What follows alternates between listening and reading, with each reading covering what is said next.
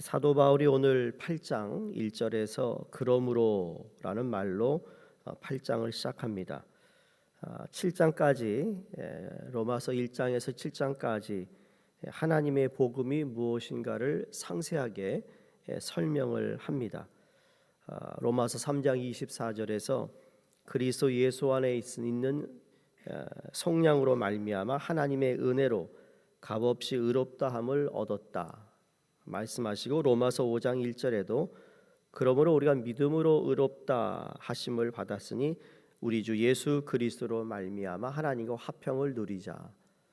이것이 복음의 핵심이죠.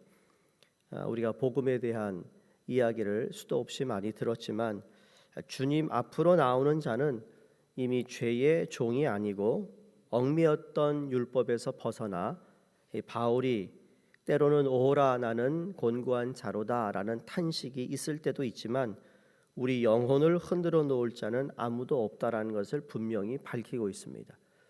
우리가 예수를 믿고 신앙생활을 하다 보면 매일매일 순간순간 승리하는 것은 아니라는 거죠. 때로는 우리가 실망스러운 일도 하고 하나님이 기뻐하지 않는 일도 할 때가 있지만 그럼에도 불구하고 그와 상관없이 예수 그리스도로 말미암아 우리가 그리스도 안에 있는 사람이라면 그 누구도 정죄할 수 없다라는 선언을 하고 있습니다. 사단은 항상 이 부분을 우리를 유혹합니다. 때로는 한참 말씀을 묵상하고 너무 말씀이 맛있고 또 기도 생활 잘하다 보면 평탄한 길을 가다가도 때로 우리가 게을러지고 또 바쁜 분주한 일로 인해서 조금 멀어지면 또 하나님께 한 대 맞은 것 같은 그러한 경험을 한다 할지라도 어떤 상황에서도 우리가 받은 구원을 잃어버릴 수 없다라는 것을 사도 바울이 우리에게 말씀하고 있다라는 겁니다. 그런 거 있잖아요. 사람들과 사람 사이에 저 사람 나하고 친했는데 갑자기 저 사람이 전화가 뜸하고 가끔 만나서 이야기도 하고 통화도 하고 밥도 먹었는데 이유는 모르겠지만 그 사람이 바빠가지고 전화도 그전처럼 안 하고 식사하는 시간도 좀 뜸해지면 무슨 마음이 들죠? 섭섭해요. 마음이 변했나? 그런 마음이 들면 어떡하죠? 확인하고 싶어요. 그게 사람의 마음이에요. 확인해서 너하고 나하고 아직 친한 거지? 물어보고 싶다라는 거죠. 물론 대놓고는 안 물어보지만 어떻게든지 그 만남을 통해서 나와 당신과의 관계가 옛날처럼 똑같은 거지 라는 것을 확인하고 싶다라는 거죠. 근데 우리는 때로 그걸 통해서 확인도 받지만 그분은 한 번도 나하고 사이가 나빠졌다는 생각을 안 해봤는데 내가 그렇게 생각할 수 있다라는 거예요. 그러니까 하나님 우리를 향하여서 내가 살아가는 독생자를 통해 너를 구원한 그 사실만큼은 무엇과도 바꿀 수 없다라는 것을 하나님 우리가 알기를 원하신다는 거죠. 그냥 믿고 내가 아니라 매번 구원의 감격이라는 것이 그런 거예요. 나는 연약하고 부족하고 정말 미안하고 부끄럽지만 하나님은 언제든지 우리에게 너 그리스도 안에 있으면 아무도 너를 정죄하지 않아 라는 이 말씀이 얼마나 대단한 선언인지 모릅니다. 그래서 구원받은 거에 대해서 마음이 막 흔들리고 또 내가 죄를 짓고 있기 때문에 흔들리는 어떤 그런 마음을 우리는 가질 수 있지만 하나님은 우리를 향하여서 한 번도 나를 위해 아들 독생자를 내보내주시고 죽게 하신 거에 그 사실에 대해서 후회하시는 하나님이 아니시라는 거죠. 그래서 오늘 1절에 그러므로라고 시작하는 겁니다. 그러므로 때문에 우리는 8장 안에 흐르는 이제 은혜의 강 속으로 뛰어 들어갈 수 있다라는 거예요. 7장까지의 말씀을 통해 우리가 정죄함을 받지 않는 이유는 충분히 설명되었습니다. 그러나 바울은 여기에 그치지 않고 한 걸음 더 나아가 우리가 정죄당할 수 없는 보다 실질적인 이유를 설명하고 싶어 하는데, 그건 뭔가 하면 우리가 정죄함을 당하지 않는 실질적인 이유는 한 가지예요. 성령이에요. 성령님이야말로 우리가 정죄받을 수 없는 결정적이요 실제적인 이유가 됩니다. 바울은 이 사실을 말하지 않고는 견딜 수 없어서 많은 지면을 할애하여 설명하고 있습니다. 자, 8장에 성령이라는 단어가 20번 이상 나옵니다. 그 이유는 성령이 충만한 말씀, 성령의 역사하는 말씀, 성령을 통해 우리를 은총의 보좌 앞으로 인도하는 말씀이기 때문입니다.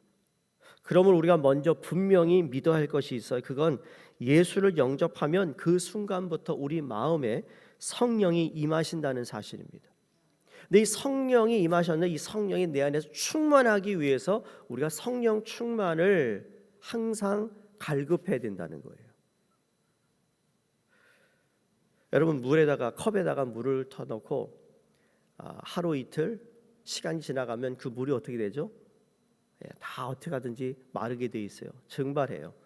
뜨겁게 달구지 않아도 시간이 지나면 그 컵에 들어있던 물은 다 수중으로 올라간다는 거죠. 우리가 성령을 통하여 예수 그리스도를 믿게 되었는데 그 내 안에 성령이 가득하고 성령이 충만해야 이게 흘러 넘치는 법이라는 거죠. 그래서 오늘 사도 바울은 그 단어는 쓰고 있지 않지만 우리가 뭐예요? 성령을 담는 그릇인 거예요. 사도 바울이 너의 육신이, 너의 마음이 하나님의 성전인 줄 모르느냐, 그 안이 거룩한 하나님의 영으로 가득 차야 된다는 것을 말씀하신 적도 있습니다. 그러므로 우리는 오늘 9절에도 보면 만일 너희 속에 하나님의 영이 거하시면 너희가 육신에 있지 아니하고 영에 있나니. 이것조차도 우리는 때로 의심합니다. 왜? 내가 그렇지 못한 삶을 사니까. 그렇기 때문에 그걸 통하여 우리는 성령님을 더 찾아야겠다라는 마음을 가져야지 포기하면 안 된다는 거예요.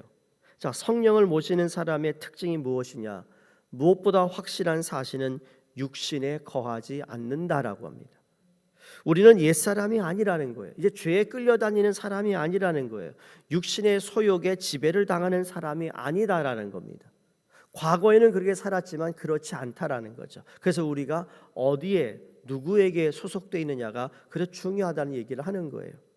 성령 안에 거하는 사람, 성령의 지배를 받는 사람이 되었다라는 거죠. 누가요? 내가. 성령을 모시는 사람이 나타나는 또 다른 특징은 그의 영이 그리스도의 의를 힘입어 새 생명을 얻었습니다. 자, 육은 이미 죽었습니다. 갈라디아서 2장 20절에 내가 십자가에 못 박혀 죽었나니 이제는 내가 사는 것이 아니요 내 안에 그리스도가 사는 것이니 그랬죠? 그러니까 여기서 죄로 인하여 죽었다라는 말은 우리의 범죄로 인하여 육신이 부패했어요. 약해졌어요 라는 의미입니다. 그러나 성령을 모신 사람은 이 썩을 몸을 의지하지 않습니다. 우리는 영으로 사는 사람이에요. 그래서 영이 육을 지배하는 거예요. 영이 내 생각을 지배하는 거예요. 영이 내 삶의 모든 영역을 지배하는 거예요. 11절 한번 보시겠어요? 11절에 예수를 죽은 자 가운데 살리신 이의 영이 너희 안에 거하시면 그리스도 예수를 죽은 자 가운데 살리신 이가 너희 안에 거하시는 그의 영으로 말미암아 너희 죽을 몸도 살리시리라. 믿으세요? 그러니까 9절에서 11절까지의 내용을 보시면 하나님의 영이다라고 하면서 또한 그리스도의 영이다 말합니다. 이 말씀은 성령은 하나님의 영인 동시에 그리스도의 영이 되신다. 왜? 삼위일체의 하나님이시니까. 그리스도 자신도 된다는 의미입니다. 이걸 신학적으로 풀이한다는 것이 참 어려운 대목인데 그러나 우리에게 중요한 것은 하나님의 영, 그리스도의 영, 성령이라는 건 하나라는 거예요. 하나. 하나님의 영이 따로 있고 그리스도 영이 따로 있고 성령이 따로 있는 것이 아니라 이 하나님의 영이라는 것이 구약 성경에도 하나님의 영이라는 것으로 하나님의 성령을 이야기하고 있거든요. 하나를 얘기하는 거예요. 다음으로 알을 것이 뭔가 하면 성령이 무엇을 하시기에 그를 모신 자가 정죄를 당하지 않는가 하는 문제입니다. 여기 두 가지로 오늘 성경이 말씀하는데 2절에 보시면 하나는 성령께서 죄와 사망의 법에서 우리를 해방시켰기 때문입니다. 우리를 자유케 하셨다라는 거죠. 누가? 성령이. 자, 7장까지만 보더라도 여러분이 설명드렸잖아요. 이 율법이 우리를 통하여 뭐해요? 우리를 정죄해요. 율법을 보니까 내가 얼마나 잘못하고 있는지를 율법을 보니까 알겠더라는 거죠. 율법이 없으면 몰랐을 텐데. 근데 그 율법을 다 지키려니 지킬 수가 없는 거예요. 왜? 연약한 거예요. 부족한 거예요. 늘 넘어지는 거예요. 십계명을 잘 지키는 사람이 있을까요? 진짜 다 지키지 못해요. 아무도 율법을 온전히 지킨다는 사람은 없다라는 거죠. 겉으로는 잘하는 것 같은데 그 속 마음은 모르는 거예요. 생각은 모르는 거예요. 마음이 어디에 가 있는지 모르거든요. 그건 하나님만 아시는 거예요. 또 누가 알까요? 사탄이 알아요. 또 두 번째로 우리가 성령이 무엇을 하는가? 우리로 하여금 율법의 요구를 이루도록 하시기 때문입니다. 누가 그를 완성시켜요? 율법을 우리는 지킬 수 없는데 이거 율법의 요구를 이루도록 성령이 도우시는데 그 율법을 다 지켜서가 아니라 예수 그리스도의 영으로 가득 차면 여러분 하나님이 주신 율법이 악한 건 아니라는 거예요. 하나님 율법을 통해서 우리의 거룩한 삶을 요구하고 계시는데 이것을 이루어갈 수 있는 게 무엇이냐? 성령이라는 거예요. 우리는 거룩한 삶을 못 살아요. 착하게 산다 사람들이 얘기하죠. 착한 것과 선한 건 다른 거예요. 우리는 착한 게 선한다고 생각하니요. 성경은 착한 것과 선한 것이 좀 구분이 돼 있어요. 그리고 예수님이 제자들이 묻잖아요. 아까 예수님이 그럽니다. 하나님 외에는 선하신 분이 없다고 그랬어요. 이 세상에는 모든 사람은 죄인인데 한 명도 의인이 없다고 예수님이 말씀하셨잖아요. 그러니까 우리는 예수를 믿기 전에 육신의 부패성과 연약성 때문에 아무리 율법대로 거룩한 삶을 살려 해도 살 수 없는데 성령이 그 율법의 요구를 이루신다는 거예요. 할렐루야. 그러니까 가장 가깝게 있어야 할 분이 성령이라는 거죠. 하나를 지키면 두 개를 범하고 두 개를 지키면 10개를 범하는 것이 우리의 처지입니다. 하나님께서 다른 방도를 강구하셨는데 오늘 3절에 곧 죄로 말미암아 자기 아들을 죄 있는 육신의 모양으로 보내어 육신의 죄를 정하사 그랬어요. 성도님, 육신의 생각은 하나님과 원수가 된다는 걸 아시죠? 생각이 자기 중심적이다 보니 하나님의 명령에 순종할 수 없는 거예요. 우리가 아무리 교회를 오래 다니고 아무리 2대 3대째 예수를 믿는 가문이라 할지라도 여러분 성령이 우리를 지배하지 않으면 아무 소용이 없다란 얘기예요. 세상에 나 착하게 산다, 나 의롭게 산다, 나 열심히 일해가지고 다른 사람 피해 안 주고 정말 내가 가정을 위해서 최선을 다해 사는데 내가 무슨 죄인이야? 모르는 거예요. 그 사람은 못 깨닫는 거예요. 못 깨달아. 죽었다 깨달아도 못 깨달아요. 왜? 하나님의 영이 그것을 깨우쳐 줘야 되는데 받아들이지 않으니까요. 그래서 제가 이틀 전에는 말씀드린 거잖아요. 유교적인 사상이 이렇게 힘든 거라는 거예요. 한국의 어느 목사님이 유교 사상이 우리를 망친다 그런 책이 있어요. 우리는 예수님을 믿고 성령의 사람이 되었습니다. 되어가는 게 아니고요. 되었습니다. 되었기 때문에 성령 충만을 요구할 수 있는 거예요.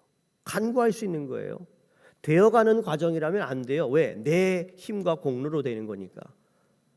우리가 예수를 통해 이미 구원을 받았어요. 구원받을 성령이 임하였고 성령이 내 안에서 역동적으로 일하실 수 있도록 그분에게 내어드리는 거예요.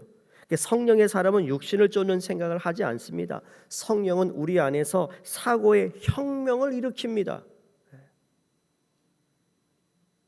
가만히 있지 못한다니까요. 성령의 사람이. 여러분 뜨거우면 어떡하죠? 아 뜨거워 하잖아요. 성령이 있으면 그런 거예요. 그 혁명이 어떤 것인가? 7절 8절의 내용을 반대로 읽으면 되는데 제가 이렇게 읽어드릴게 들어보세요. 여러분 7절 8절 읽으시고 저는 눈으로 다시 이렇게 반대로 읽습니다. 성령의 생각은 하나님의 생각과 일치가 되나니 이는 하나님의 법에 굴복하기 때문이니라.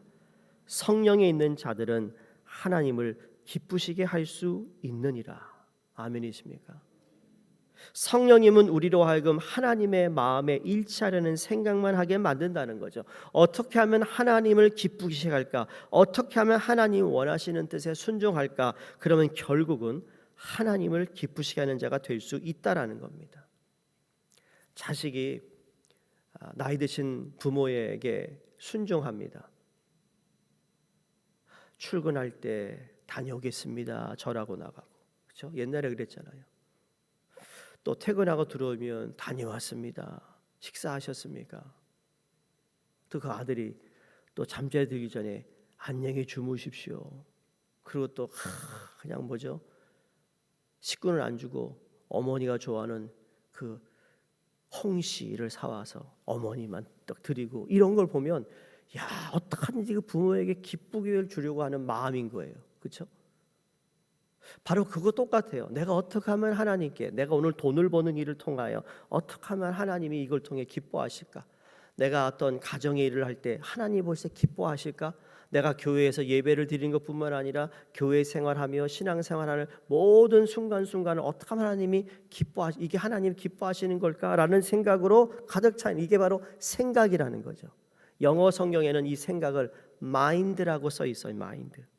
마인드를 주로 우리 한글 성경으로 보면 마음으로 번역되기도 합니다. 그런데 생각은 곧 마음인 거예요. 마음 먹으면 그렇게 생각해요. 생각하기 때문에 마음 먹는 거예요. 그렇죠? 여러분, 무슨 마음 먹고 나오셨어요? 무슨 생각으로 나오셨어요? 이게 따로 놀지가 않아요. 특히 한국 사람은 더 안 그래요. 그래서 2세들이, 그렇죠? 이성이 좀 더 논리적으로 생각하잖아요. 마음은 안 그런데 그게 맞으면 그걸 따라가요. 근데 우리는 안 그래요. 그게 맞는 말인데 마음이 뒤틀어지면 시끄러워! 말 안 해요. 그다음부터. 안 그런가요?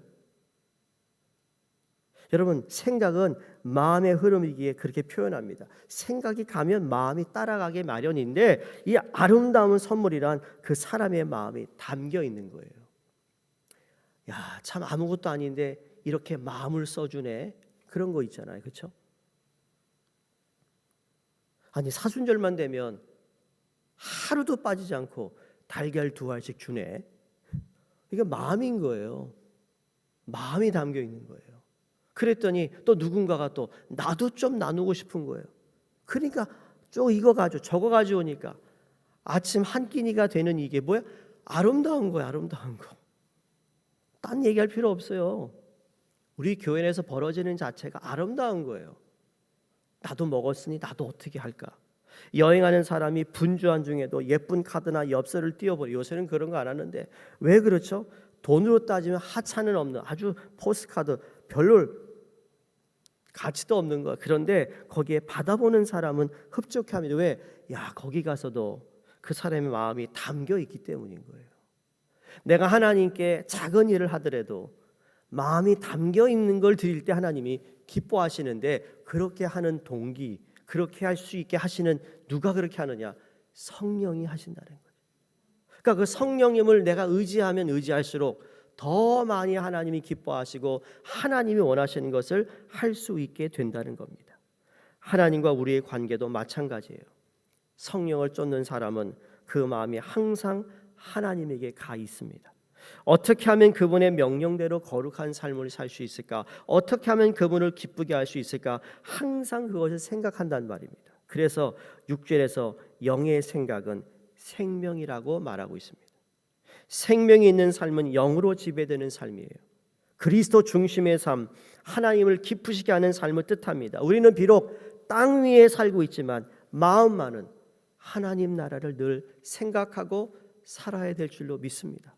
오늘이, 내일이 지속해서 시간이 가면 갈수록, 교회 신앙생활을 하면 할수록 여러분, 하나님을 생각하는 그 마음이 점점 커지는 우리가 되기를 간절히 바라며, 생명의 성령이, 그리스도의 영이 우리의 죄와 사망으로부터 자유케 하셔서 성령으로 말미암아 이제는 생명의 하나님 기뻐하신 일을 그 전보다 더 많이 하는 우리가 되기를 주의 이름으로 축원드립니다.